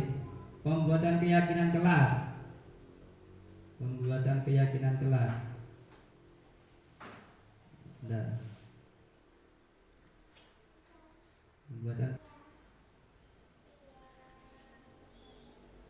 Nah, ini sedikit gambaran untuk. Nah, saya tampilkan untuk membuat keyakinan kelas. Di sini kita sampaikan dulu apa itu keyakinan kelas dari siswa, bahwa siswa mengetahui apa manfaatnya dan tujuannya.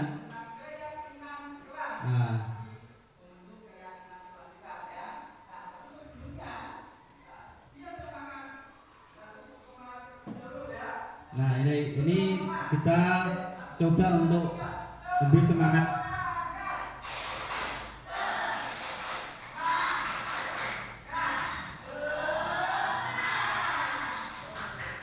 Nah, ini untuk beri semangat mahasiswa. Kemudian kita memberi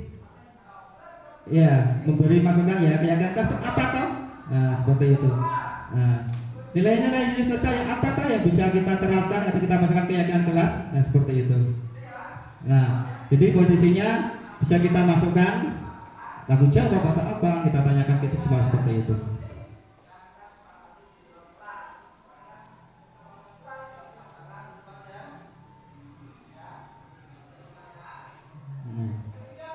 Nah, terus kemudian kita menjelaskan tentang tujuan keyakinan kelas apa. Nah, kita jelaskan seperti itu.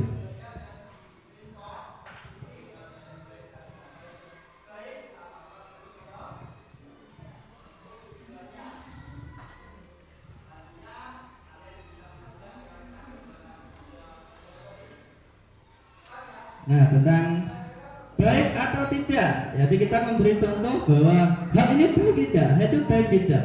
Nah, ini terkait dengan nilai-nilai kebajikan ya. Nah, seperti itu.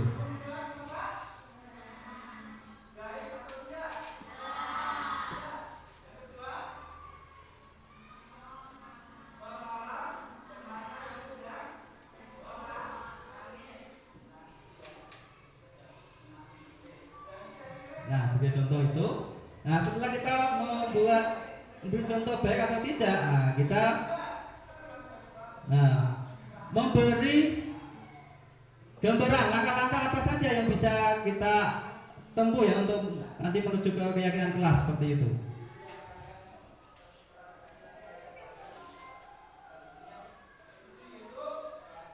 Nah, terus mencurahkan ide-ide, nah, kita kasih sticky note seperti itu.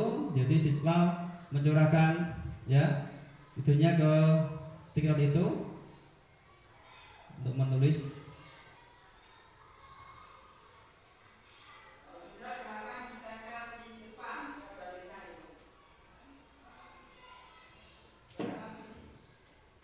Kalau sudah disuruh ke depan untuk menempel semuanya, tempel di depan semuanya.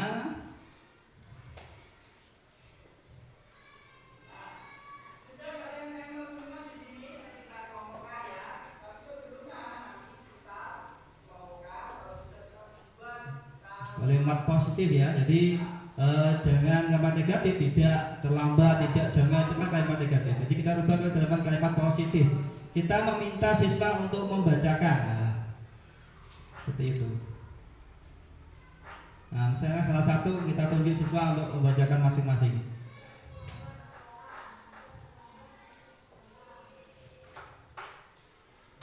Nah, kalau sudah, kalau sudah kita sepakati, kira-kira keyakinan kelas apa? Maksud sekolah tepat waktu, coba seperti itu. Jadi kalau sudah kita tempel, ya, nah, tempel di kertas, nah, kita sepakati. Kalau sudah kita sepakati semuanya, kita harus ditandatangani semua siswa menyetujui. Jadi semua menandatanganinya. Nah, seperti itu. Semua siswa menandatanganinya. Nah, kalau sudah terakhir yaitu kita tempel di dinding kelas untuk bisa dilihat semua warga kelas ya, siswa, untuk dilaksanakan kesehariannya. Nah, ini kita coba minta pertolongan satu siswa untuk menempel di dinding kelas. Nah, seperti itu. Nah, itu kira-kira untuk membuat keyakinan kelas seperti itu, Bapak Ibu. Ada pertanyaan?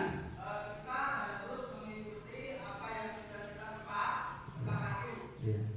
Seperti itu ya, Bapak Ibu. Ada pertanyaan, silakan. Ya, terima kasih.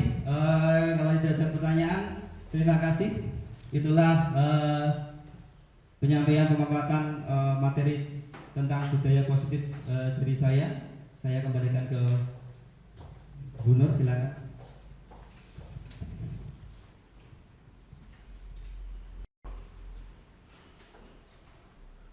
Terima kasih Bapak Ibu, tadi sudah menyimak penjelasan dari Pak Arif. Penjelasan Pak Arif tentang visi dirinya sebagai guru ketika mengikuti pendidikan guru penggerak, di mana Pak Arif itu sasarannya nanti adalah ke literasi ya Pak ya.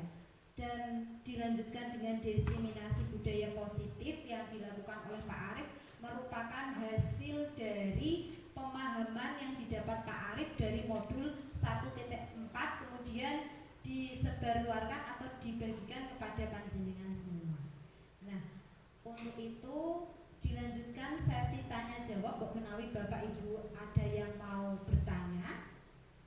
Kalau tidak ada, lanjut ke seksi penutup. Ada yang membuatkan nggih? Baik, dilanjutkan ke sesi penutup. Demikian tadi acara demi acara sudah kita lalui. Pak Arif tadi sudah menjelaskan dengan sangat luar biasa sekali pemahamannya. Bahkan di awal-awal tadi sempat saya dan beberapa ibu guru menitikkan air mata melihat video yang ditampilkan Pak Arif. Kemudian juga Pak Arif tadi menjelaskan visi, menjelaskan budaya positif step by step, sangat bagus dan sangat lincah, sangat paham betul apa yang harus dilakukan. Ini untuk dipertahankan dan ditingkatkan lebih baik lagi. Nah, demikian yang dapat saya sampaikan, kurang lebihnya mohon maaf. Wabillahi taufiq wal hidayah. Wassalamualaikum warahmatullahi wabarakatuh.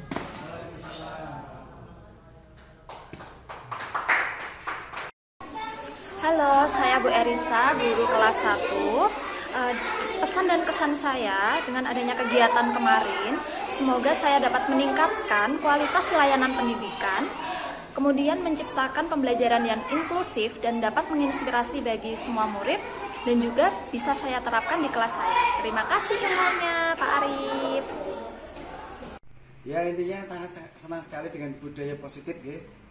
Semoga nanti kita kedepannya dapat kita terapkan di sekolah, di kelas-kelas sama di kelas saya ya. Dan semangat terus buat Pak Arif ya, semoga lancar tugasnya.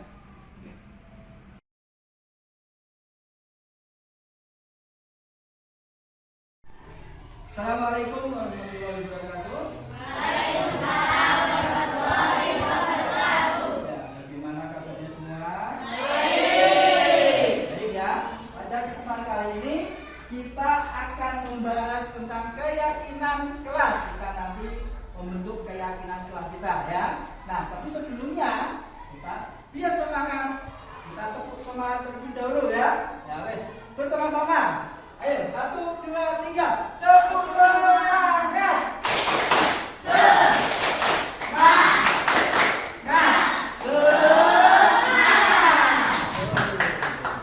Oke, selanjutnya kita membahas tentang keyakinan kelas. Ada yang tahu tentang keyakinan kelas? Apa itu? Peraturan, bagus. Nah, hampir mirip dengan peraturan, tapi bedanya seperti ini. Kalau peraturan, apakah kalian membuatnya? Tidak kan? Contoh, peraturan berkendara sepeda motor harus memakai helm. Peraturan harus memakai helm. Apakah kalian itu membuat peraturan itu? Tidak kan? Dari sananya, dari pemerintah kan berarti. Tapi kalau keyakinan kelas, ya itu hampir mirip dengan peraturan. Cuma kalian ikut membuatnya. Jadi keyakinan kelas atau kesepakatan kelas itu ya siswa ikut membuat bersama guru ya. Nanti kita diskusi seperti itu. Ada pertanyaan? Nah, kita sampaikan. Nah, coba intinya. Nah ini keyakinan kelas adalah kesepakatan atau keyakinan yang dimiliki oleh anggota suatu kelas mengenai hal-hal yang dianggap penting atau tepat dilakukan dalam kegiatan kelas berdasarkan nilai-nilai kebajikan. Jadi kesepakatan antara siswa dan guru ya terkait tentang nilai-nilai kebaikan. Nah, sekarang nilai-nilai kebaikan kira-kira apa saja? Nilai-nilai kebaikan yaitu kita apa aja? Contohnya tidak terlambat sampai sekolah. Tidak terlambat boleh. Tentang apa? Sopan santun, betul. Ada lagi? Ya, tanggung jawab, kebersihan tadi sudah, ya, dan banyak lagi ya. Nanti kita bahas tentang hal itu ya. Sudah paham ya, kelas ya. Ini peraturan atau kesepakatan ya mengenai hal-hal yang dianggap penting yang kita sepakati di dalam kelas. Makanya kesepakatan kelas berarti antara siswa dan guru ya. Ada pertanyaan? Dan selanjutnya, nah tujuan pembuatan keyakinan kelas yang pertama menumbuhkan keterlibatan murid. Kalian ikut membuatnya, gitu ya. Nah, terus yang kedua mewujudkan merdeka belajar berpihak pada murid, ya. Berarti kalian kira-kira menginginkan pembelajaran yang bagaimana? Menyenangkan atau yang membosankan? Tentunya ya menyenangkan. Nah, seperti itu kan. Yang ketiga, komunikasi segala arah. Jadi tidak hanya murid saja, tapi dibalik. Yang keempat, membiasakan budaya dan disiplin positif. Hal yang baik tadi baik kita lakukan terus menerus. Itu tujuannya. Selanjutnya kalian bisa menebak kira-kira gambar, ada gambar ini 4 ya. Itu kira-kira perbuatan baik atau tidak. Sekarang yang pertama, bersama-sama yang paling sini. Ini gambar apa? Membuang sampah baik atau tidak?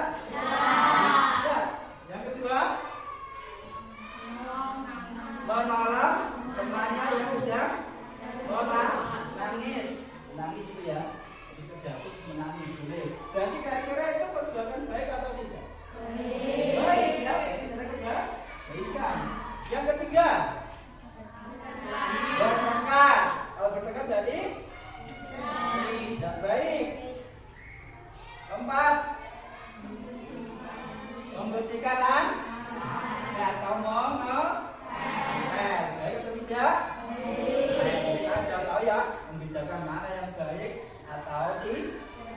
Ada pertanyaan? Lalu? Tidak ya? Cukup. Nah, sekarang berikutnya.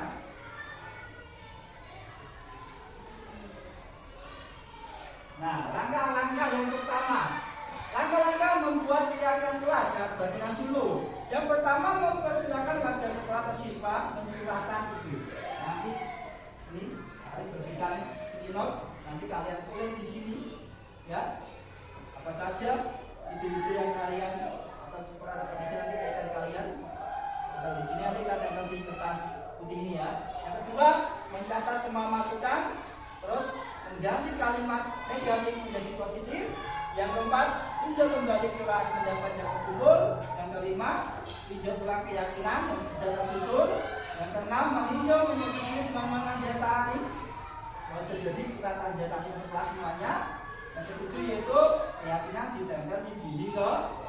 Nah sekarang kita perhatikan videonya.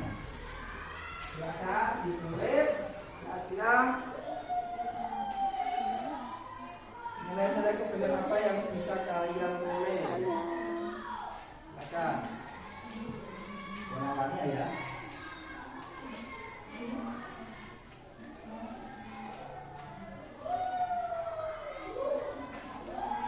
Ya, silakan langsung tulis.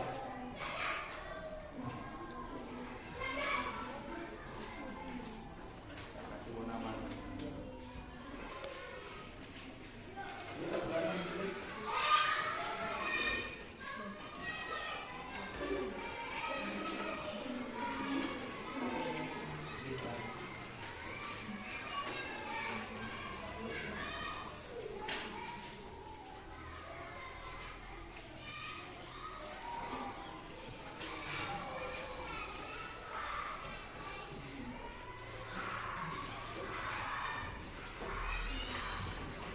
Silakan tulis satu saja. Satu saja. Tidak usah nama, tidak usah kasih nama, langsung ditulis satu saja.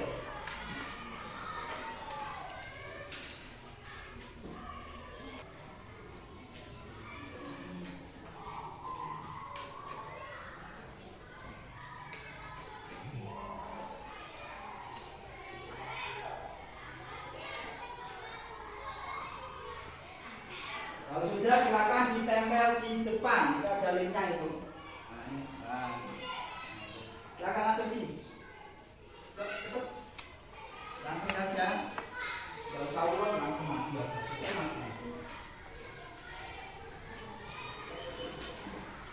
Ya. Ini ya, sampai sini.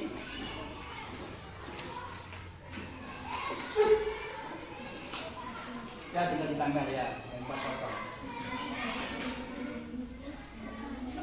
ya, ya, please. Nah, gantian, yuk.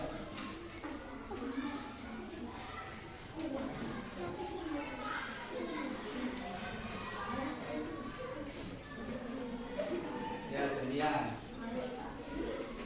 Berapa?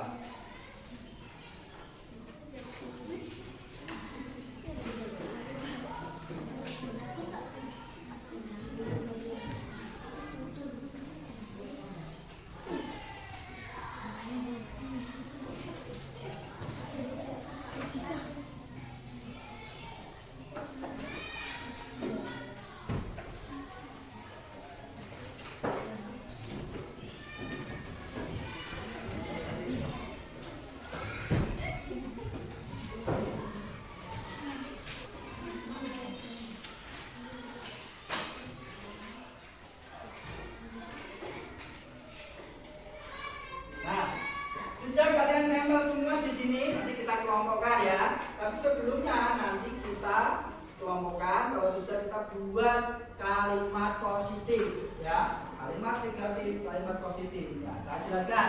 Kalimat negatif itu biasanya diawali dengan kata tidak atau jangan. Contoh, tidak terlambat masuk sekolah. Itu kalimat negatif. Ya kan? Kita rubah kalimat positif. Gimana cara membuatnya? Jadi kalau kata tidak terlambat masuk sekolah menjadi kalimat positif berarti masuk sekolah tepat waktu. Nah, itu kan bisa. Gitu ya.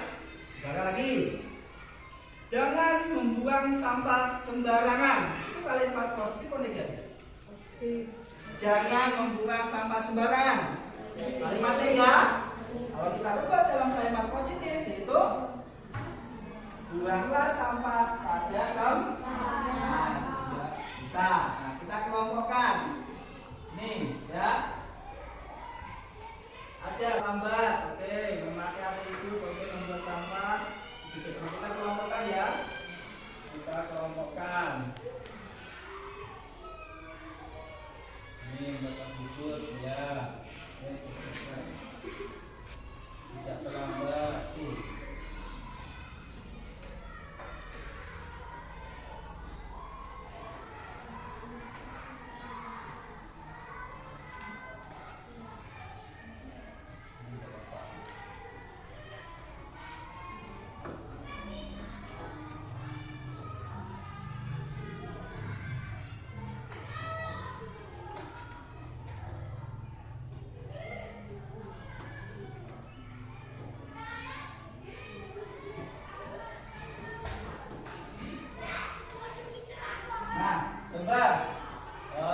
Alur maju. Baca ya.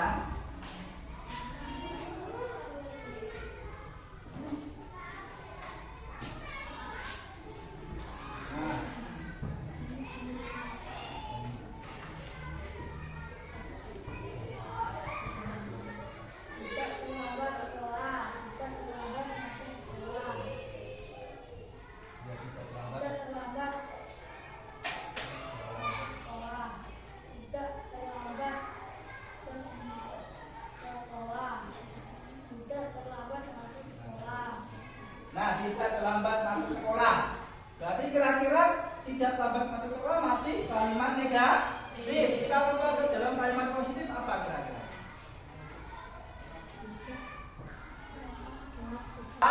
Waktu. Boleh. Sepakat ya? Masuk sekolah tepat waktu. Disepakati? Sepakati? Nah, jadi masuk sekolah tepat waktu. Kita tulis di sini. Kalau kita sudah sepakat, masuk sekolah tepat waktu.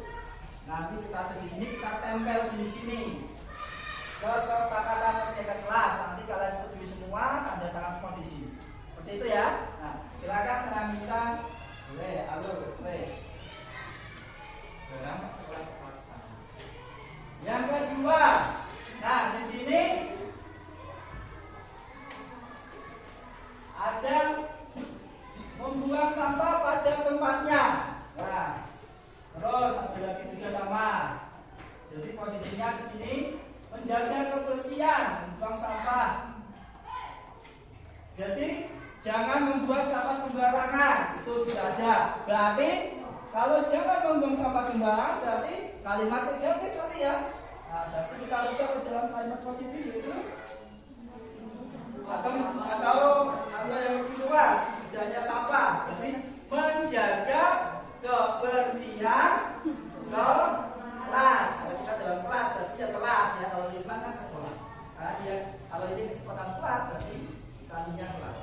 Menjaga kebersihan kelas. Ya, sepakat? Sepakat. Boleh, kita tulis di sini. Menjaga kebersihan kelas. Nah, kita baca lagi berikutnya. Nah, melaksanakan piket sesuai jadwal. Melaksanakan piket sesuai jadwal juga sama, ya. Ya, ini yang bersama dan kita kelompokkan ya.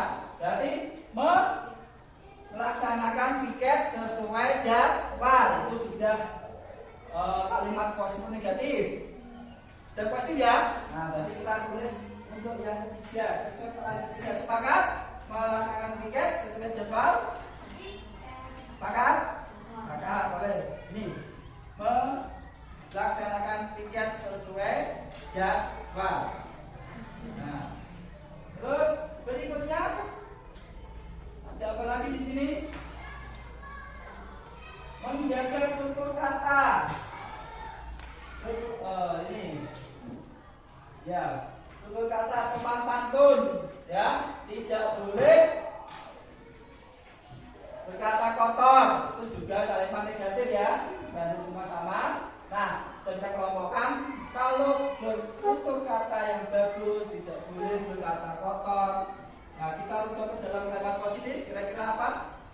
menjaga tutur kata dan sopan santun. Gitu ya? Boleh ya? Sepakat ya? Sepakat. Menjaga tutur kata dan sopan santun ya. Menjaga tutur kata dan sopan santun. Dan hubungannya. Sudah? Kalau sudah tadi yang pertama, silakan. Kalau ditempel di sini. Kesepakatan kelas yang pertama. Bukan. Yang kedua juga sama, ditempel di sini.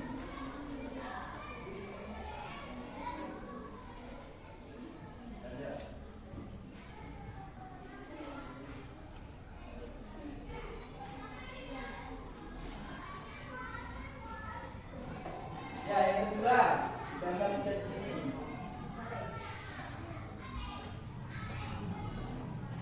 Yang ketiga sudah, tempel.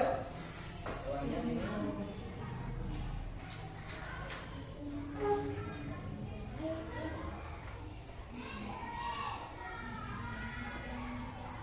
Bisa.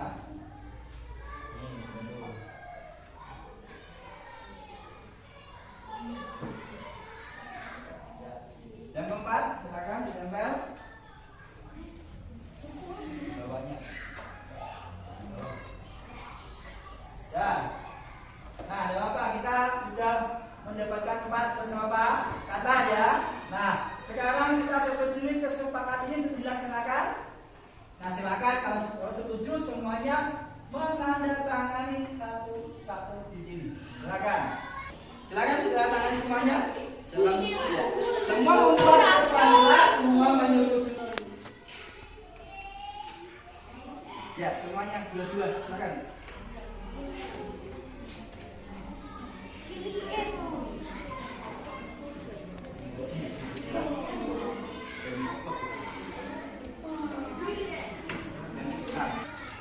Tempatnya masih banyak ya. Sini boleh.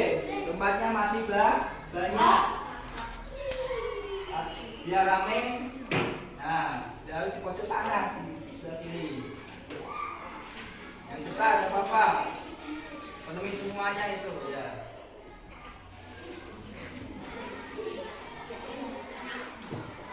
Ya, ayo.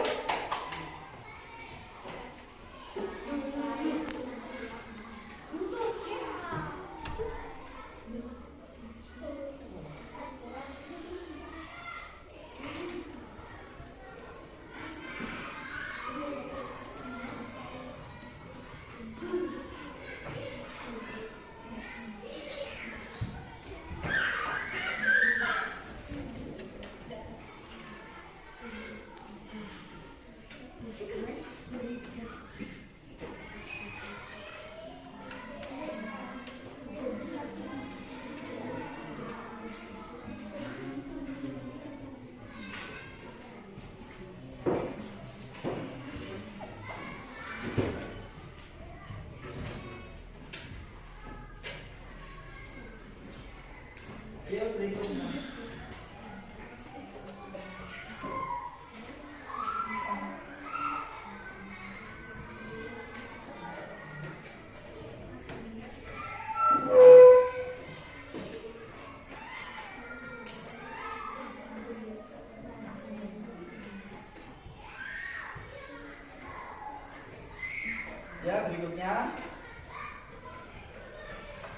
menyetujui dengan menandatangani semua kelas. Ya, mahasiswa dalam satu kelas semuanya yang ada membuat ya. Menyetujuinya.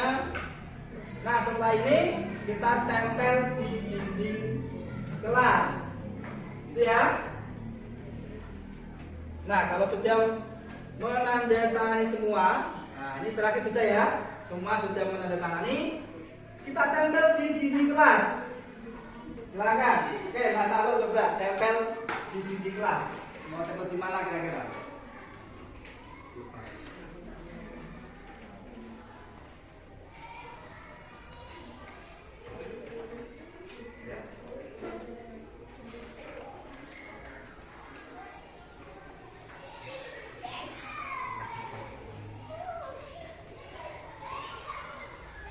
Oh iya, boleh. Itu ya, kita bantu.